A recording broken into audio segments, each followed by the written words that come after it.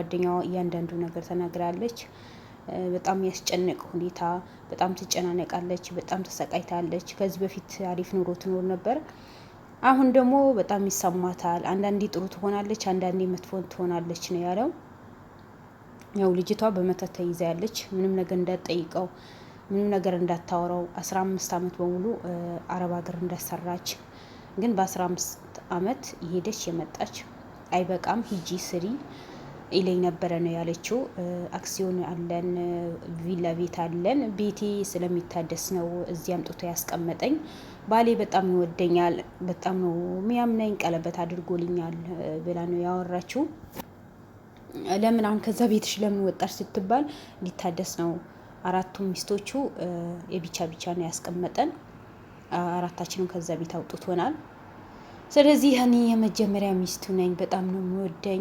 ምክንያቱም እሱ ከዚህ በፊት ምንም አይነት ንብረት አልነበረውም፣ ምንም አይነት ስራ መስራት አይፈልግም፣ ድሮም አይፈልግም። ደላላ ነው፣ ሴቶች ነው አረብ ሀገር የሚልከው። አሁንም ቢሆን እንደዛው ነው፣ ምንም አይነት ስራ መስራት ስለማይፈልግ በእኔ ብር ነው የሚኖረው። ግን ሙሉ ቤቴም ሆነ ንብረቴ በሱ ስም ነው ያለው ነው ያለችው። ልጅቷ በጣም ነው የምታሳዝነው። አንዴ ጤነኛ ትሆናለች፣ አንዴ አውሬ ነው የምትሆነው። ከቤቴ ውጡልኝ፣ ምንም ነገር አልፈልግም፣ ይሰማኛል፣ ቤት ውስጥ የለም። ከመጣ 3 ወሩ ነው አለች። አያችሁ፣ ከዛ ከመጀመሪያ ካለችበት ቤት አውጥቶ እዛ ትንሽ ቤት ጣላትና ከመጣ 3 ወር ነው። አገርዋ ላይ ቁጭ ብላ ውጭ ናፍቋታል። አረብ ሀገርማ ግድ ስለሆነ ነው መውጣት ማይቻለው። በአገርዋ ላይ ቁጭ ብላ ውጭ ናፍቆኛል፣ ሰው መገናኘት ናፍቆኛል፣ ውጭ መውጣት አልችልም፣ ምግብ መግዛት አልችልም፣ ሁሉ ነገር የሚያመጣልኝ እሱ ነው። በቃ ይወደኛል፣ ይሰማኛል፣ ለሱ ሚስጥር ምንም ነገር አልነግረው ነው ያለችው። ምክንያቱም በቃ ልጅቷ ምንም ነገር እንቅስቃሴ እንዳታረግ፣ በሰይጣን አምላኪ አይደለም፣ ከሰይጣን ጋር አይደለም የሚሰራው። ቤተሰቦች አግኝቼ አላቅም አለች። ቤተሰቦቼ ድሮም አላወራቸውም፣ አሁንም አላወራቸውም። ከክፍለ ሀገር መጥቼ 3 ወር ከሱ ቆይቼ ነው አረብ ሀገር የሸኘኝ። ቤተሰቦቼ ብር ልኬላቸዋለሁ፣ ካድማቸዋለሁ፣ ቤት ገዛሁላቸው ይለኛል። እኔ እነሱ ካገኘኋቸው በጣም ቆይተዋል አለች። ለምን ስትባል እሱን ማግባት ስለማይፈልጉ እነሱ በቃ አልሄድም። ለእነሱም ስም ሲጠራ እሱ ደስ አይለውም፣ አይወዳቸውም ቤተሰቦቼ። ስለ እነሱ ምንም ነገር ማውራት አልፈልግም። እሱ ባሌ ነው፣ በጣም ወደው ነው፣ በጣም ይወደኛል። ስለዚህ ስለ እሱ ምንም አይነት ክፋት ማውራትም መናገርም አልፈልግም ነው ያለችው። ማለት ይሄ ማለት ልጅቷን ይህን እንደዛ የምታወራው አንዴ ጥሩ ሰው አንዴ መጥፎ ሰው የምትሆነው በመተት አስሮ ነው ያስቀመጣት። ምንም አይነት ነገር እንዳትጠይቀው፣ ምንም ነገር እንዳታወራ፣ ከቤተሰቦቿ ደግሞ እንዳትገናኝ፣ ብሬ የት ገባ የት ወጣ ብላ እንዳትጠይቅ ነው ያደረጋት። ምክንያቱም በቃ ባለፈው ጓደኛው ተናግረዋል። አረብ ሀገር ሸኝቶ ነው በእነሱ ብር ነው እንደፈለገው የሚጨፍረው። ይሄዳሉ፣ ቀጥታ በሱ አካውንት ነው የሚያስገቡት። ሌላ ሰውየው ምንም አይነት ስራ እንደሌለው፣ ይሄን ወንጀል በሙሉ የሚሰራው በአረብ ሀገር ሴቶች ብር፣ አረብ ሀገር የሰራው ነው የሚያውቀው። የሰራ በተለይ ረመዳን ሲመጣ ጊዜ ከጠዋት ጀምሮ እስከ ማታ እስከ ስሆር ድረስ አንዴ በዘይት መቃጠል፣ በስንት አይነት ምግብ አለ።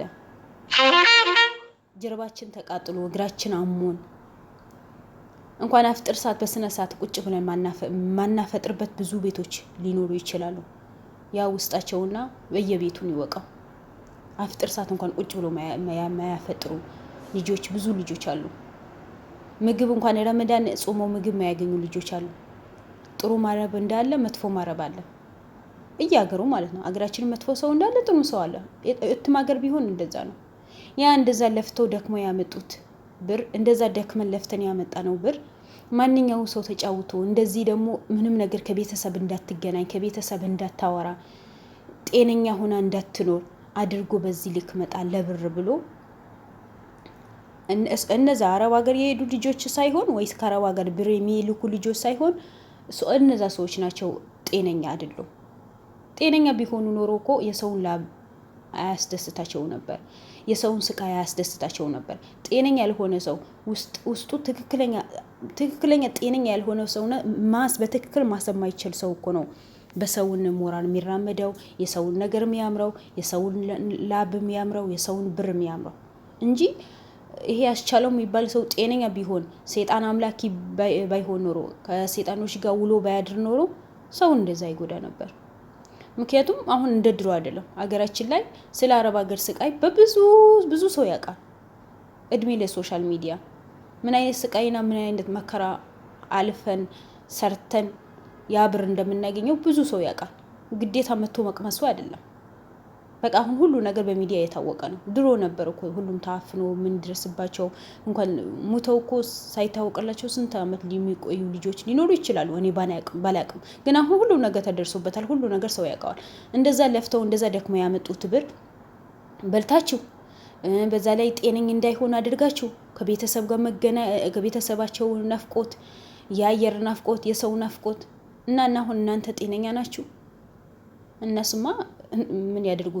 ተይዘው ነው እንዳይንቀሳቀሱ ተደርጎባቸው ነው። ግን እናንተ የምትንቀሳቀሱ በሰው ላብ የምትደሰቱ ሰዎች እናንተ ጤነኛ አትመስሉኝም።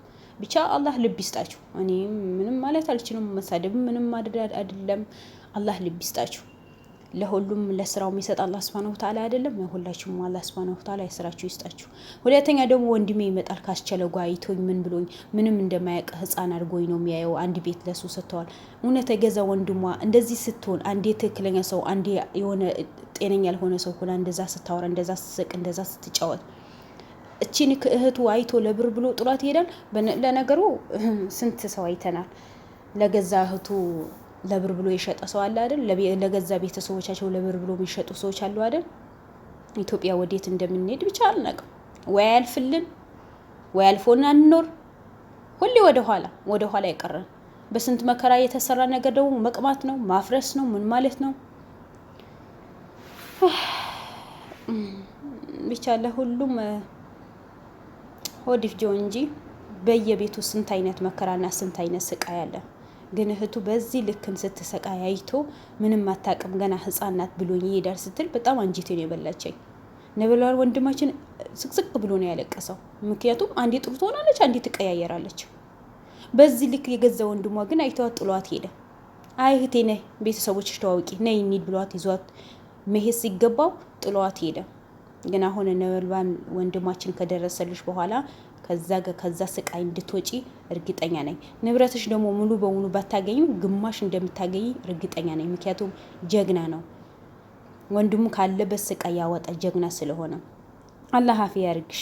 እኔ ነበልባል ወንድማችን ደግሞ በጣም ነው የወደድኩ። ሃይማኖት ቦታሽን ሂጂና እንደዚህ አድርጊ፣ ዱአ አድርጊ፣ ስገጂ፣ ቁርአን ቅሪ፣ ልብስ ቀይሪ፣ ሙስሊም ያለበት ቦታ ልውሰድሽ ስትላት በጣም ነው ደስ ያለኝ። እንደዚህ አይነት ትህትና ያለው ልብ ሀገራችን ያለው ሰው ትህትና ልብ፣ ጥሩ ልብ ያላችሁ ልጆች ሀገራችን ላይ የሞላችሁ ስለሆነ በጣም ደስተኛ ነኝ። ወደፊት እንጂ ወደ ኋላ የሚባል ነገር የለም። አላህ ያግዝህ። ሰላም አለይኩም ወራህመቱላሂ ወበረካቱ።